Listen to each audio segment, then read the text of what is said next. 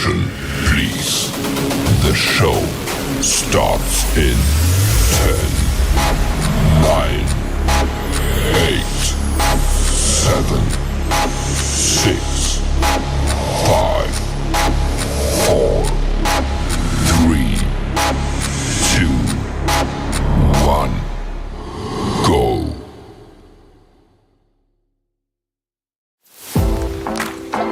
What are we talking about?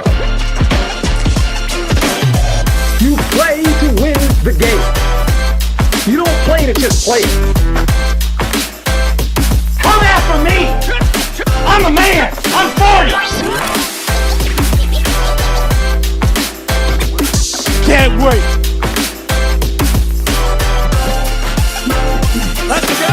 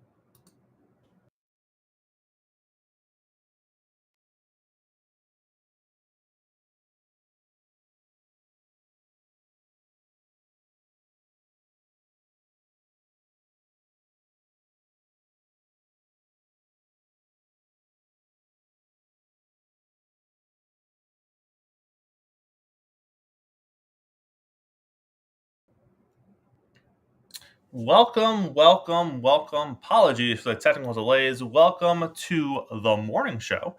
It is the morning show here on Sports Empire Network. I am Chris. I am joined this morning by William. William, how are you this morning, sir? How you doing, my friend?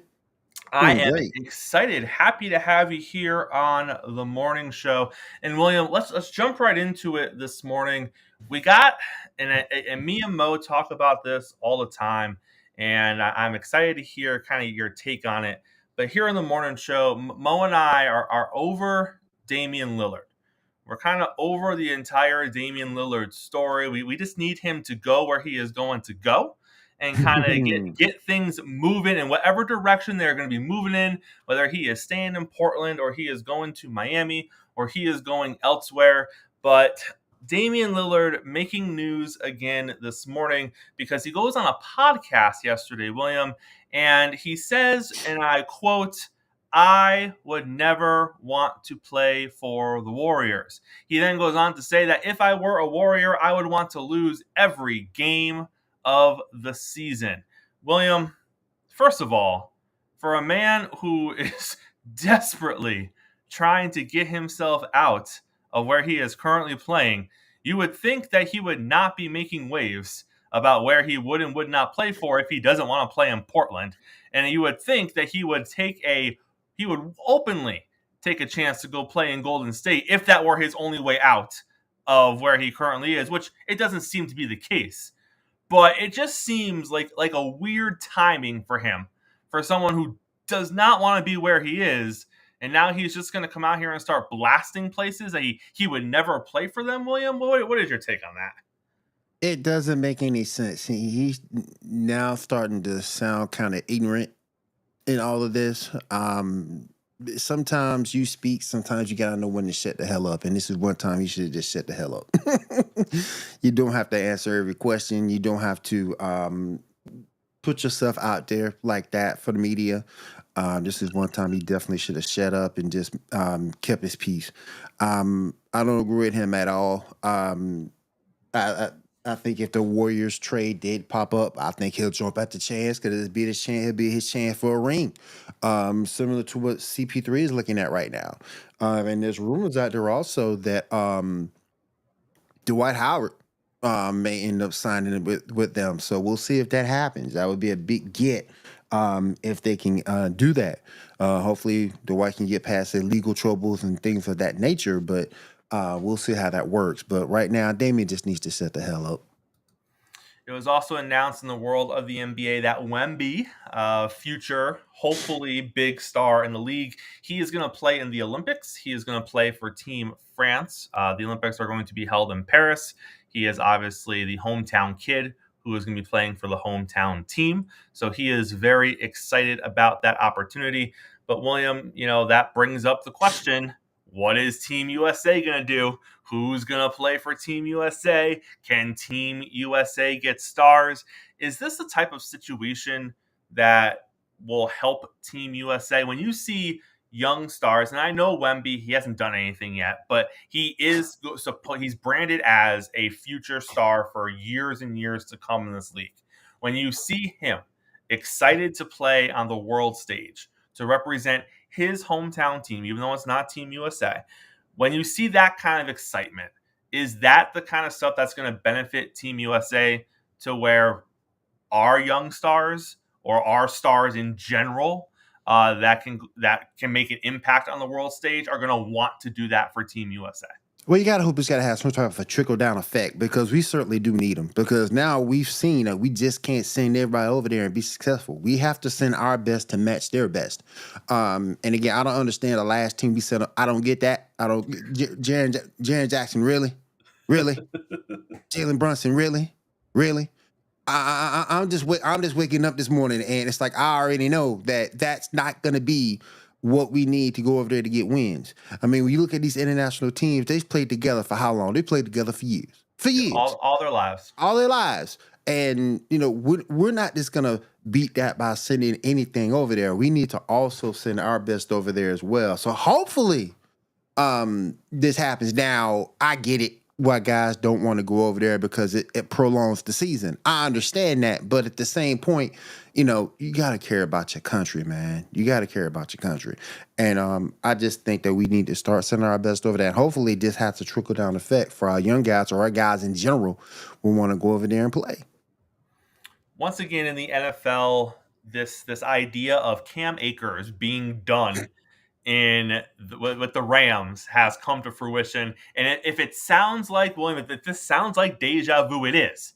Because there was a point last season where it looked like Cam Akers was done with the Rams. And we don't have a lot of the why behind it. You hear things. You hear a little bit of it is work ethic. You hear a little bit of it is fit. You hear a little bit of it is production. But you don't necessarily have a smoking gun per se as to why he seems to keep wearing out his welcome with the Rams. But now we seem to be at a point where it's going to happen. They have a young, talented running back that is performing well with the team. He was deactivated as a healthy scratch last week. And the motion around the league is that if not this week, next week he is most likely going to find a new home via trade, which means that a couple of names have started to pop up in regards to who could or who should trade for Cam Akers. And some of those names include the Ravens, the Bucks, the Browns, the Colts, and the Giants. So obviously the Ravens lost J.K. Dobbins. The Buccaneers don't necessarily have an RB1. They have a couple of good backs on their team, but not necessarily the cachet of a name. I don't know if Cam Akers is cachet of a name, but that it is what it is. The Browns just had a big injury at running back. The Colts have a running back who is injured and coming back in a couple of weeks, but who knows if he stays a Colt. And then the Giants have an injury-prone Saquon Barkley, who we're going to discuss later in the show. But William, just look at those 5 teams: Ravens, Bucks, Browns, Colts, Giants. Which of those 5 do you think would be the best fit for Cam Akers if he were to be traded this season? Well, I think it'd be a run-heavy, run-dominant team, and I think that would be the Cleveland Browns. I don't trust Ford, and this is coming from a fantasy football player. And if you look at the upcoming schedule, they got the Titans coming up. That's going to be a tough game, and you need some running, and you need a running back with some type of cachet to even stand a chance against that front seven. Yeah, I would love to see him go to the Browns. So they're going to make sure that Cam gets the football. I don't know if his receiving game has never been that strong, which is one thing that hurts Cam. But in terms of running between the tackles, I think he'll be just fine. I think it's his attitude, just running everybody off from him and not wanting to really support him the way that they should. I think it's more of a personal thing than it is a professional thing. And he's gonna get himself up out of there, and it's a damn shame. But I think the Browns would be the best spot for him. They're gonna be a run heavy offense. Amari Cooper's just coming off an injury, so I think that'd be his best spot. Baltimore's throwing the ball. I don't know if you've noticed that or not, but they've been throwing the football. Zay Flowers is no joke. Love Zay Flowers. Love Bateman. Love what they're doing over there in the passing game.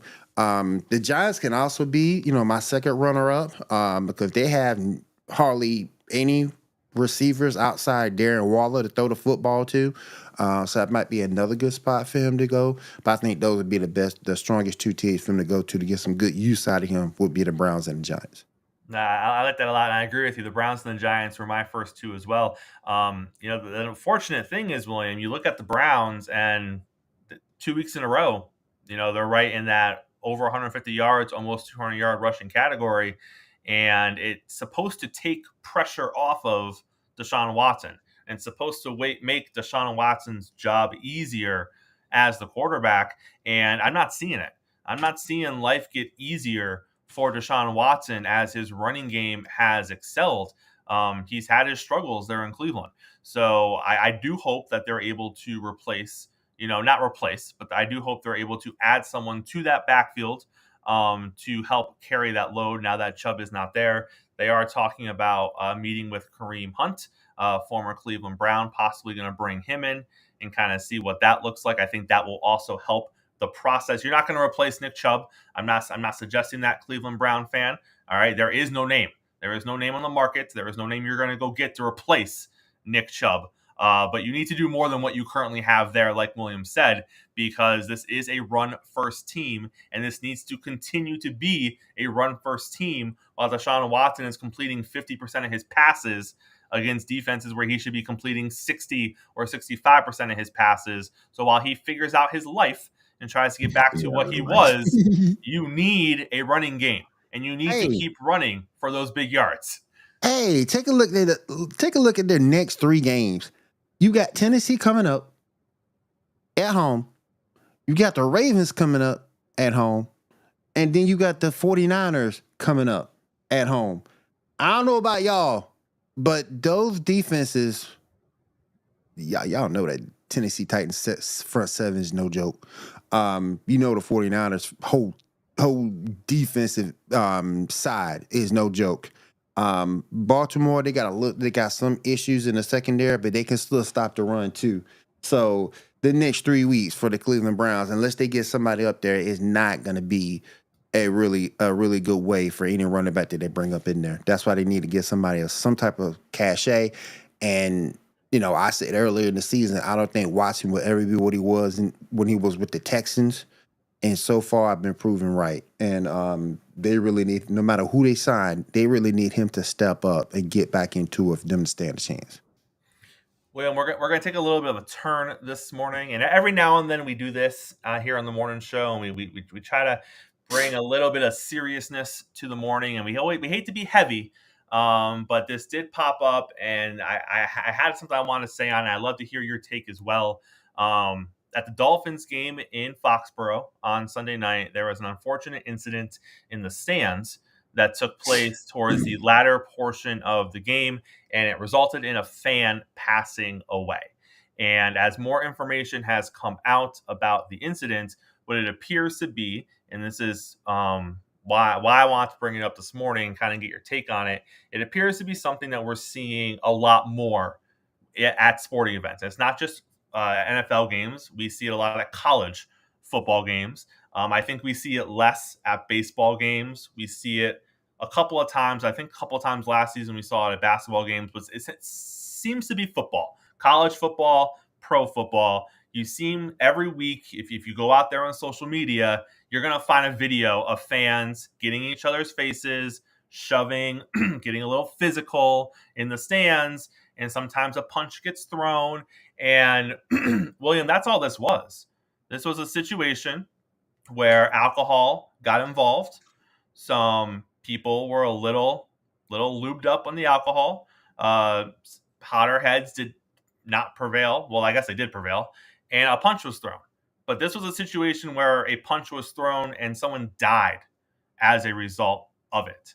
And what's going to end up happening here as they go through this investigation, someone is going to be arrested and someone's going to go to jail for murder because they threw a punch and that punch resulted in a death. And I don't know. I don't have an answer for this. I don't know why I know why it continues happening. Alcohol has a lot to do with it. But William, like at the end of the day, like this dude came to the stadium to watch his favorite team play, right? And then he dies at the game. Like that's not a conversation we should be having. That's not a story that should be out there. Like you shouldn't be coming to a sporting event to support your team, and then you end up getting punched in the face, and now you don't leave.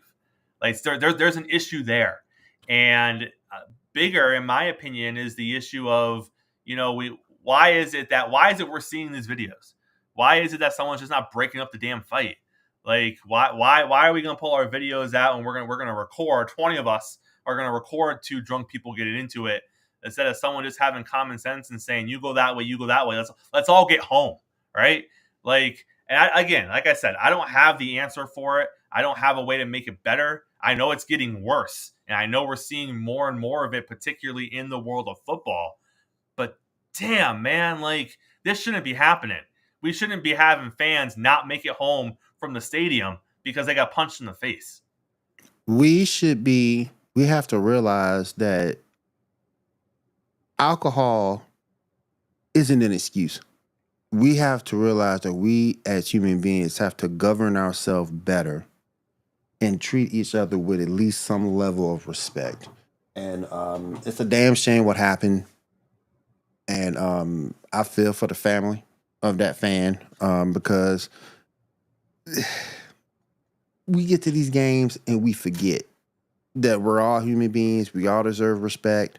No punch should have been thrown. If you're talking trash, okay, I get it. But no punches or any physical altercation should never, ever occur at these games. And we can't let our fandom make us blind to the fact that we need to treat everybody as a human being and treat everybody with respect. Damn shame. Again, apologies go out to the family. That dude needs to be prosecuted to the highest extent of the law. 100%. He needs to be under the jail. I've said this on this show before, and I will say it again. I don't care if it's man, woman, man. I don't care. No one has their business putting their hands on you on either side. And he needs to be under the jail. He needs to be there. The emotions got the best of him that day, and you have to govern yourself better than that because everyone is a human being, and at the end of the day, everybody wants to get home to their family. That person couldn't because of his direct actions. I see someone says they disagree, which is fine, but he needs to be under the jail and be punished to the fullest extent of the law. Damn shame. And again, it is coffee and sports. It is the morning show. We're not trying to hit you with the hard stuff. But William, I agree with you. At the end of the day, your intent only takes you so far. Obviously the guy who threw the punch, his intent wasn't to do this. His intent wasn't to cause permanent damage. His intent was, in the moment, he disagreed with something. In the moment, he just had poor judgment. In the moment, he probably thought, I'm going to punch him and walk away, which is what he did. And he probably never thought that what ended up happening was ever going to happen. But unfortunately, intent doesn't take back what was caused. So he can feel all those things, and he can believe them and feel them to his core. But at the end of the day, this is where we are. And we're seeing this more and more in football crowds. And it's not getting better, it's getting worse. Yep. And I just don't want to see more of these situations. I don't want to see more situations where and I get it, like the odds of this happening again where someone dies may not be great, but the odds of this happening where someone gets injured are great. Yep. And no one should be going to a sporting event and going home injured or going home in any sort of physical state hurt that they didn't come to the game in. So I agree with everything you said. Let's get back into more of the sports stuff, and we're going to pivot to the New York Football Giants. Oh, Lord. Yesterday, it seemed pretty clear across the board. Saquon's going to miss a couple of games. 2 to 3 weeks is what came out. Mo and I were looking at the schedule. 49ers, Giants, Dolphins. If it lingers a little bit, the Bills. Those are the next 4 games in the Giants' schedule. We felt pretty confident in saying the Giants are going 0-4 if Saquon Barkley cannot play in those games. There is no doubt about it. We have no faith. And we even said they might go 0-4 with him if he plays in those games. But if he's not there and they don't have a running game, they're going 0-4. Well, then yesterday, William, it comes out, the ankle's feeling better. It feels great. And my first thought is, what did you take, sir? What are they putting in your ankle? That you healed that quickly. That you're feeling great. That you're feeling like you're gonna play this week. Did you check the schedule out? Did Saquon look at that schedule and be like, Yeah, I can't miss 2 or 3 games. We can be 0-5. Yeah. So William, well, let's be honest. They need him to win any of those games, correct? They need him to win any game, period. I don't care when it is in the season. He's their best athlete. Here's their best superstar. And I've always said I would have signed him before I signed Daniel Jones. He is in my opinion, a generational talent, someone who can help you produce some wins. I really like him a lot. And for him to say, I might be able to come back and play, he needs to take another look at that schedule, is what he needs to do. He needs to take another look. 49ers defense is no joke. We all know this. It's no joke. And Darren Waller looked like he's going to be a little hobbled from what I understand coming into this game too. Yep. You need to go and really completely heal before you come back. Really completely heal. Who's behind you, Matt Breida? Yep. No. You let him take that. You let him take his 15 minutes of fame. You let him take that. I'm gonna come back when I'm fully healthy and ready to go. Yeah, I don't like the idea of him coming in hobbled on an ankle. We know how finicky ankles can be. We know how hard it is to play on an ankle sprain. And that's just against an average defense. The 49ers are probably one of the 2 or 3 best defenses in the league. Yep. And then you're going to get banged up. They're going to hit you hard. In his defense, they might get down early in that game, so they might go away from the running game. So by the second quarter, they're not really using Barkley a lot anyways, because now they're playing catch up and trying to pass the ball through the air. Yep. But that's a tough ask. That's a tough ask for someone who is supposed to be out 2 or 3 weeks, and now all of a sudden it looks like he's going to try to gut it out and play it. Not me. Not me. Not at that level. No. And then you get hurt. Something goes wrong. Giants don't want to pay you. No, I'm taking my time. And you come out of that game, which you're probably going to lose anyway, even if you are completely healthy. And now you're staring down the Seahawks, the Dolphins, and the Bills. Yep. It's not getting better if you are a New York Giant fan. And William, do you have them finishing in the basement at this point? Poor Freddie. I feel for Freddie. I really do. I feel for you, bro. I feel for you. But yeah, I got them finishing last in that division. Sam Howell's trying to get his play on from last week. Played a good game against the Broncos. Philly, they got some offensive issues, but I still think they're gonna be there at the end. Dallas is playing world right now against the Sisters of the Poor. Let's see what they do against when they play a real team. But right now, them Giants, that's the last of the division right there. And kudos to them getting that win last week. But nah, man, they're last in that division. They're the worst team. And again, I'll say it again. Robinson came in last season to some momentum coming in, then he got hurt. You went out and got Waller. He's your best receiver. You got to have more than that, and you're not saying. And Daniel Jones is not being set up properly. I'm not a big fan of Daniel Jones, but you have to have or give your quarterback weapons to succeed. And at the receiver spot, that's what the Giants lack. He has no weapons, nothing to go out there and throw to. You can't set out play action passes if your receivers are terrible and you don't have your starting running back there. There's nothing that you could really do against a defense like the 49ers when you're devout of weapons on offense. So that's going to be the last place team. And William, the crazy thing is, and this is where Giant fan kind of blows my mind, because Giant fan will try to convince you that it's okay to have Darren Waller as your number one option, and they're going to rattle off stats, and they're going to rattle off potential, and all I have to say is this, because when it was Travis Kelce as your number one option, your clear best weapon, with Patrick Mahomes as your quarterback, the same fans were saying, well, they need a receiver. They need someone else besides Travis Kelce to throw the ball to Kansas City. So let me get this straight, Giant fan. When it's Patrick Mahomes, best quarterback in the league, Travis Kelce, best tight end in the league, Kansas City Chiefs, one of the best teams in the league, when they don't have a receiver, you're like, well, he needs someone. But when it's Daniel Jones and Darren Waller, now you're like, oh, we can make it work. No, you Stop can't. it. No, you can't. Stop it, William. No, you can't. No, you can't. That's no, nonsense. Nope. You need it's time for you to go out and get Daniel Jones some receivers, and that's what they need to focus on, getting some wide receivers to help Daniel Jones out. If he's gonna be your guy from this point moving forward, you need some help at that receiving spot. They play inspired defense. I'll give them that. At least it's an inspired defense, but at the end of the day, no, they're not gonna be any good. Poor Freddie. Poor Freddie.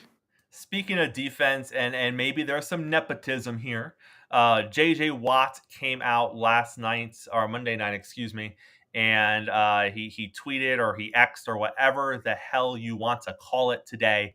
But he basically said that his brother T.J. Watt is the best defensive player on the planet, and that nobody else is close or up for discussion in the category, and that the league and the fans need to just acknowledge it, give TJ his flowers, and everyone just needs to move on.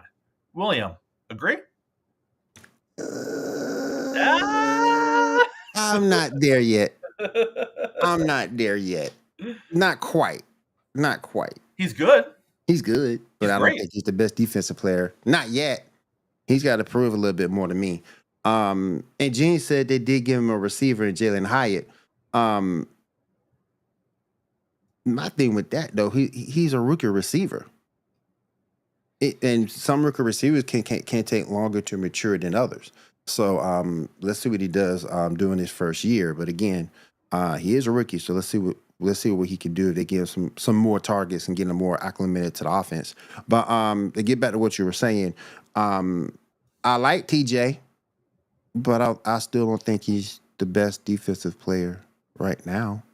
I mean, you have other people, that can take that spot. I mean, there's a defensive tackle in, with the Rams that can claim Aaron Donald, that can claim that spot. That guy. Yep. Yeah, that guy. He could take that spot. So, you have other people who are more proven and ready for consideration at that point. But yes, he is talented, and he may end up being just that. And to Gene's point, I agree. They did draft a receiver, and like William said, some receivers come on the scene right away and they explode and they make an impact. Others, halfway through the season, they're making the impact. Others need, season 2 or season 3. But you need to look at it, in my opinion, you need to look at it and realize what do you have at the quarterback position? And you have a quarterback that needs more than one weapon. You have a quarterback that needs as many weapons around him as you can because Daniel Jones is not a top 10 quarterback in this league. He needs the ability to have different things at his disposal and then also be able to use his legs when he needs to, and also be able to use a running game when he needs to. He needs an above average offensive line. He needs an above average defense that isn't putting his offense back on the field in holes where they have to play catch up. These are all things that he needs because of what he is as a quarterback. And you can sit here as a Giant fan and we can argue till you're blue in the face, but Daniel Jones's numbers are what Daniel Jones's numbers are. If he is going to have, and he's had those numbers his entire career. So if you look at, he had 24 touchdowns or whatever it was his first season, but since then, he is a middle of the teens passer when it comes to touchdown passes. That is what he is. Yes, at his best, he is not going to turn the ball over. He is going to be a low single-digit interception guy. But when you're only passing for 11 to 16 touchdown passes a season, and you're throwing 5 to 8 picks a season, you need to your error on offense, your ability to make mistakes is very, very low. You need a lot of things to go your way, and you need to have a lot of options to make sure that offense is humming, and you need a defense because you're not scoring points. If you're only throwing 17 touchdown passes a season, you're not scoring a lot of touchdowns unless your running back is running in a bunch of those touchdowns, unless you're running in a bunch of those touchdowns. So you need a defense that's not giving up 30 points a game because you can't get into shootouts because you can't keep up. You can't score. You look at this Giants offense right now, they get into a shootout. Who are they throwing the ball to? Exactly. Who's scoring it? Ain't nobody scared of Darius Slayton. No. So I get that they drafted someone and they tried to address it, but they need more, like Williams said, especially when you have a quarterback that has the skill set of a Daniel Jones. You just need more in New York. And then you look at the division, and they're all undefeated. They're all 2-0. Mm-hmm. The Cowboys and the Eagles were already, no question, way bever than you. I think they're, yep. And then you have Washington, who, as a Giant fan, you were like, well, we're at least third in the division. No, you are not. They have talent at receiver. They have a top 10, top 15 receiver in Terry McLaurin. They have a top 30, top 35 receiver. And maybe that's generous. Maybe he's top 50 or top 60. But they have Dotson. They have a competent number 2. All right, they have a competent number 2 receiver. Yeah, competent number 3 in Curtis Samuel. 100%. You don't have any of that in New York. Nope. None of that talent's in New York right now. I'm just saying. And the Redskins got a defense. Yeah. 100%. And better play calling with Eric Bieniemy. 100%. All right, William, let's take a look. We're going to close out today's show, and we're going to go around the league, and we're going to look at all of the teams that started off 0-2. And all we are going to do is we are going to decide whether or not there is any chance this 0-2 team bounces back and competes for a playoff spot. So that means they're going to end with a winning record, at least 9 wins, and they're going to be in contention for a playoff spot come the last week of the season. And we're going to start in the AFC, and we are going to start in the AFC East with the New England Patriots, who currently sit at 0-2. They have the New York Jets this week. The Jets are 1-1. Are the Patriots going to be in the wild card picture when the season comes to an end? Hell no. Matt Jones, you are not the guy.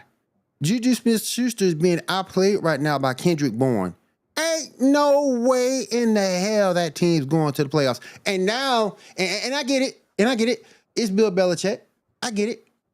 You would think he would not be on that hot seat given everything he's done for the Patriots, but isn't it about time we put him on there? Since Tom Brady left, they've done next to nothing in terms of making playoff noise in the league.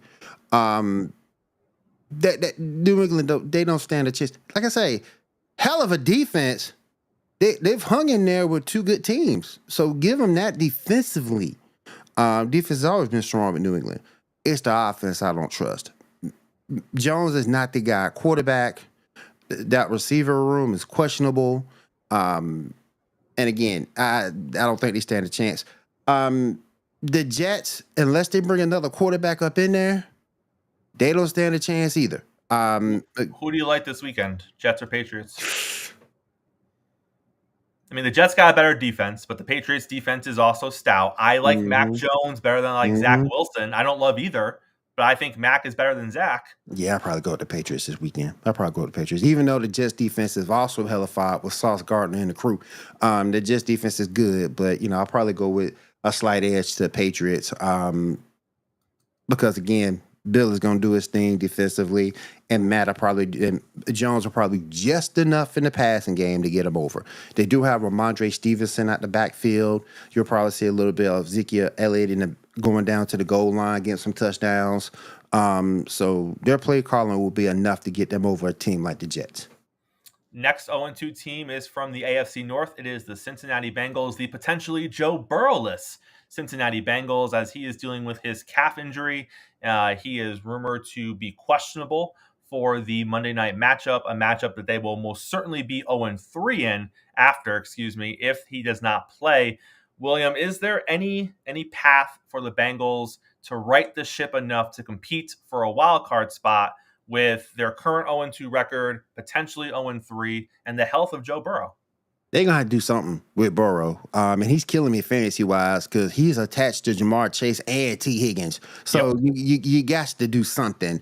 I think Browning is his backup quarterback. They got the Rams coming up with Puka and Stafford coming through. They're going to have to do something to get Burrow healthy because Burrow is their ace weapon. They started out slow last year, so I get it. I think Chase and Higgins gives you some type of hope that they can overcome that 0-2 record, but they're gonna have to get Burrow healthy because if he's not healthy, you putting Browning in there, and Browning has no cachet at all to be a quarterback that can get you through even a week or two. So they're gonna have to get Burrow healthy in order for them to overcome this 0-2 start. The Houston Texans are also off to an 0-2 start. The rest of their division is 1-1. Obviously, Houston has a rookie head coach. They have a rookie quarterback. Any chance that Houston turns into a playoff team, or is this just complete rebuild mode and they are what they are? But Stroud's been looking good. If you go back and you look at him, he's been looking good in these games. I'm sort of kind of impressed with him. You got Nico College doing this thing at the receiver spot. Shout out to him. That offensive line has got to get healthy. That offensive line is like 2-3 men down. The offensive line has got to get healthy. That's where they're struggling. They're struggling running the football. Damian Pierce, he's struggling. I thought he would have been a little bit better than last year. I thought he would continue his ascension, but because he has all those injuries on the line, example, Larry Toso, who's been missing time, they need to get the offensive line healthy and come back so it can establish the run. That's the rookie's quarterback best weapon is a good running game.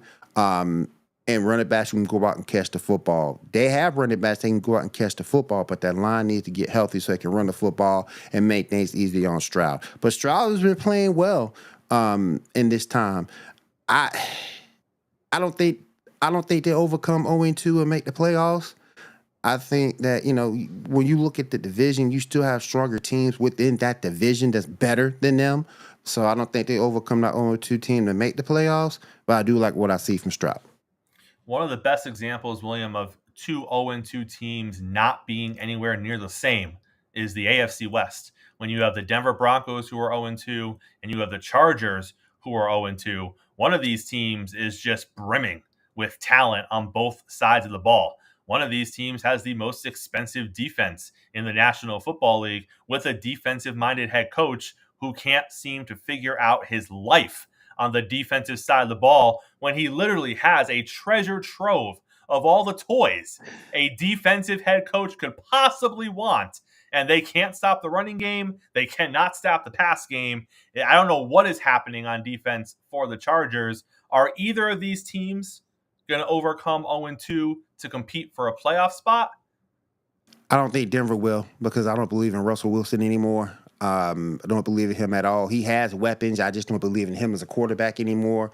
I think once he became what I call him Sierra's husband, I think he's got the case of the big head and the ego and the stuff he was doing last season. I don't know how effective even Sean Payton can be with him to get his butt up and get him motivated to do what he needs to do. Clearly not much. I mean, 2 games Yeah. in, it's the same Russ, right? Yeah, same Russ, and it's a damn shame because the team does have weapons. Javonte Williams, they got Cortland Sutton. Hopefully, Jared Judy will come back sometime soon. You have some Samaje Perine over there, so you do have some weapons over with Denver. But I just don't believe enough in Russ for them to get over the hump. The Chargers are a damn disappointment. Staley should have been gone he should have been gone last season. How the hell do you have a defense of that nature? Go back and look at the cachet on that defense. So Look much. at it, Derwin James. Come on now. Yep. Come on now. It's a shame. This team is putting up 20, 30, 35 points a game, but losing because they can't stop a cold. You need that needs to be fixed quick, fast, and in a hurry. You'll probably see the DC go down before he does, but Staley needs to go. He needs to go. He's a terrible coach. Oh my goodness. Some dudes are meant to be coordinators, and he one of them. And it's not just the fact, and I hear Charger fans say this all the time, and I don't know how they can defend him, but they have to. I guess they have to because they're Charger fans. If I was a Charger fan, I would just be like, yeah, get rid of him. But they try to defend him, and they try to make excuses for him on the defensive side of the ball. It's not just the defensive side of the ball. If you look at the game in week 2, he made mistakes just in game calling. He made mistakes in clock management, and he keeps making those mistakes. So not only can he not figure out the defense with probably talent-wise the best defense in the league, he also can't figure out the clock situation still. He also can't figure out situational play calling still. So it's not just the defensive side of the ball. It's everything he's doing as a head coach. And if I'm Justin Herbert, I'm looking around like, seriously? Can we get something in here to where I can kind of capitalize on the young prime of my career? Because those seasons are ticking away for Justin Herbert, and he can't do another year or 2 of this. No, He's losing valuable time as a young, potentially elite quarterback. Yeah, he just signed a bag too, if I'm not mistaken. Before the season started, and I'm looking at the Chargers schedule, at least for the next 4 games. You got the Vikings. Kirk Cousins is playing well. That might be a loss. You got the Raiders. Okay, you might get that. You're gonna get that. We'll give you that. You might get that. But then the next 2 games after that, you got the Cowboys. Ooh. And you got the Kansas City Chiefs. Oh. So you better get together quick, because man, 3 out of 4 could be a loss. It's gonna be real awkward when Dallas rolls in there and you look at what defense should be played as. Man, I still think Dallas is fool's gold, but we'll see. We'll see. All right, let's jump over to the NFC. Well, let's just start at the bottom of the NFC with the Arizona Cardinals. I was telling yesterday on the show, I was talking to Mo saying, I think Arizona realized, the owner at halftime was like, wait a minute, what are we doing here? We're winning this? No, we're not. We are not winning this game. And I think he made the phone call down to the coach and was like, fix it. We're not winning games this season. Knock it off. I don't think Arizona's winning a game this season. So I don't think they're coming back from 0-2. I don't think they're coming back from anything. Well, they're tanking for the. I still think they're, and I may be speaking out of turn, but I think they're still tanking for the number 1 pick, and for sure. And I think that's the issue. Dodds is clearly not the guy. Kyler's coming back from injury. I don't think he lasts. I don't think he lasts. Do they play him? Do they even play him this season? I don't think they do. Because they won't have a reason to by the time he comes back. Right. They won't have a reason to. But yeah, they're done. They might go winless. They might. Mm-hmm. Yeah. If you're Kyler Murray and you're looking at it and you're 0-8 or you're 1-9 when it's time to come back, if I'm Kyler, I'm like, not really. I'm still a little like I got all the excuses. I got a new injury. I got a couple of new injuries, my neck and my Right. back. Like, it's just not looking like I need to be out there this season, fellas. Yeah, I don't think I can make it, man. Dallas gonna go in there and whoop them up. Dallas gonna go in there and whoop them up. The defense and Tony Pollard gonna take care of them. And then right after that, you got the 49ers. Oh, it's Jesus. And then you got the Bengals and the Rams. So I just think that team ain't winning no games. I'm looking at the schedule now. I'm trying to see. I mean, they're not favored in a single game this season. So as you're going through, they're favored in none of those games. They got a bye week in week 14. They might get the Bears in week 16. Yeah, Unless Justin Fields just comes out of it. But other than that, they ain't beating the Eagles and they ain't beating the Seahawks. So yeah, they at the best 1-16. Best. Speaking of the Bears and the Vikings are both 0-2. And William, I don't know where you sit in the Justin Fields debate or the Justin Fields conversation. Where I sit is he needs to not have a defensive head coach. I think that is where the conversation begins. I think that any potential he has as an athlete comes from a system being built around specifically what he can do and trying to hide and improve on what he cannot do. He is 5-22 as a starting quarterback in this league. I understand there are other things that, go into that number, and it's not just him. But at the end of the day, he's not winning games. And as he's not winning games, he's not looking great in the process. So for me, I am not very high on Justin Fields as a starting quarterback. I do not think this is going to be a potential playoff team. I don't think they're going to compete for a wild card. I think they are going to finish last in this division. And I do think the Vikings are going to rebound. I don't know if the Vikings will rebound to a winning season. They should. They have the talent to. If you asked me 2 weeks ago, are the Vikings going to win more than 8 games? I would have put all the money on that. I would have said 100%. They're at least a 9-win team. They're probably a 10 or 11-win team. Yep. I'm a little more on the fence this morning just because they're not winning close games. But again, they have the talent to be that. So I think they're going to rebound and they're going to be in the playoff picture. I don't think the Bears have a chance. The Bears play calling has got to throw the freaking ball down the field. I'm tired of seeing all these screen passes. You saw it get a little bit better in week 2 with DJ Moore coming up big. Though.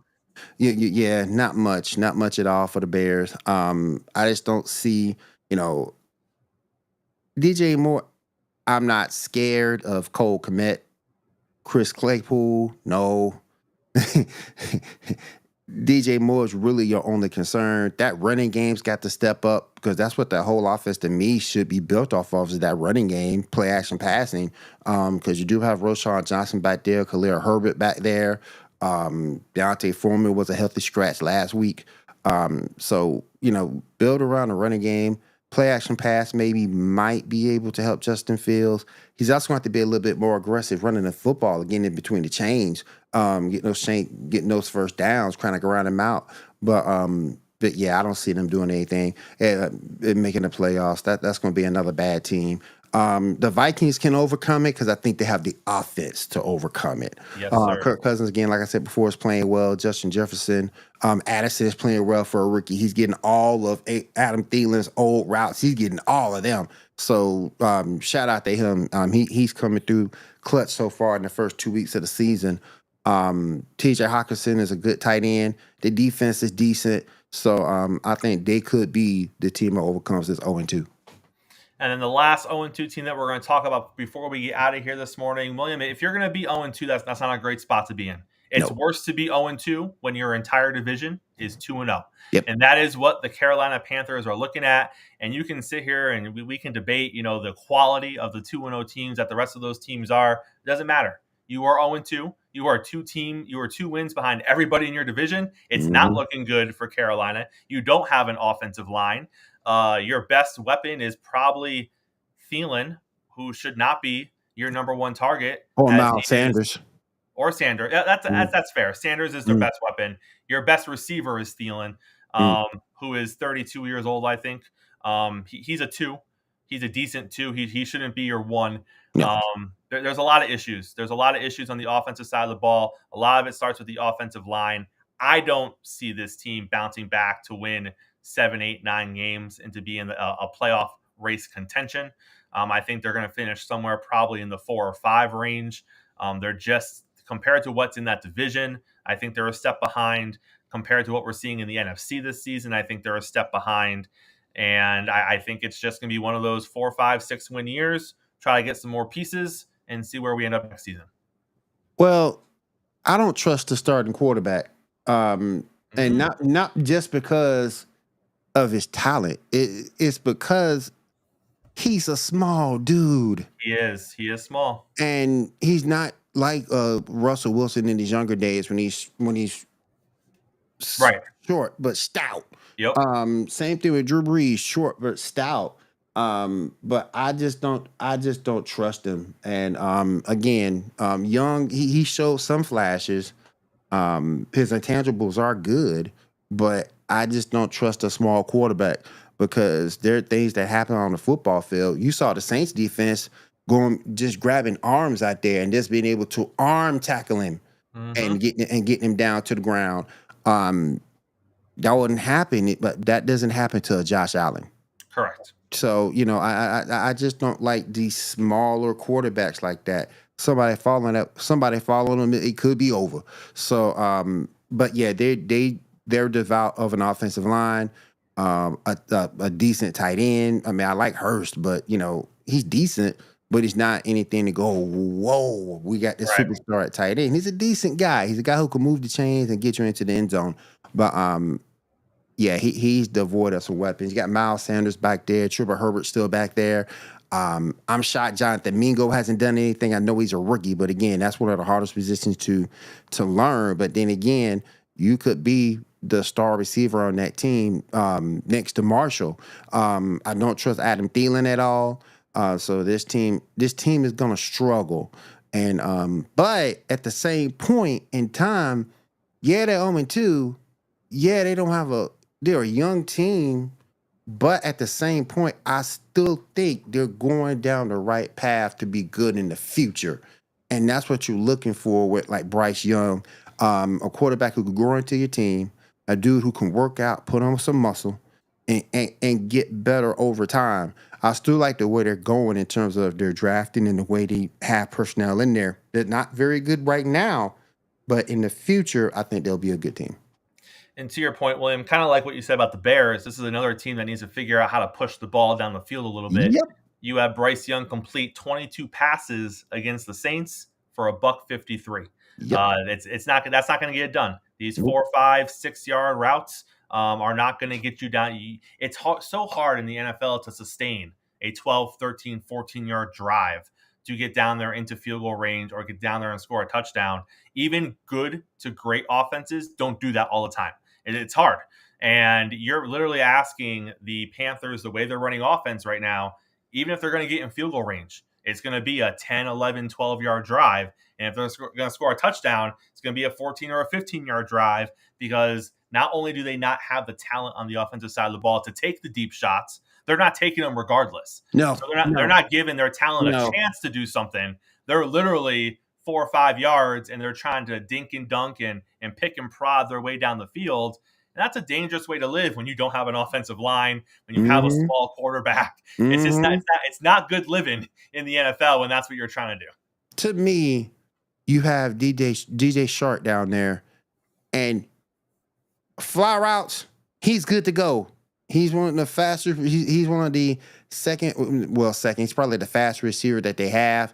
But on any other route, he can't get separation. Correct. So I mean, yep. They have to. He has your boy. He's got to get a little bit bigger. He's got to get a little more style. He can take that punishment, stand up in the pocket to where he won't get sacked. But yeah, I agree with you. They got to get better at throwing a football down the field to get themselves a chance. Also, get that defense a little bit better too. All right, well, and what a great show we had here this morning on Coffee and Sports. William, I appreciate you being here with us. I appreciate everyone who was up in the chat this morning. Kyle was in there, Marlon was in there, Gene, Key, Jory. Appreciate all the love here for the morning show. Make sure that if you haven't done so already, you are smashing that like button, and you are also smashing the like button for all the other amazing content that we have here on Sports Empire Network. Make sure that you are back here tomorrow. Same time, same place with us. Start your morning off right. Coffee and Sports here on Sports Empire Network. William, thanks for being on this morning, and we will You're welcome. see you guys tomorrow.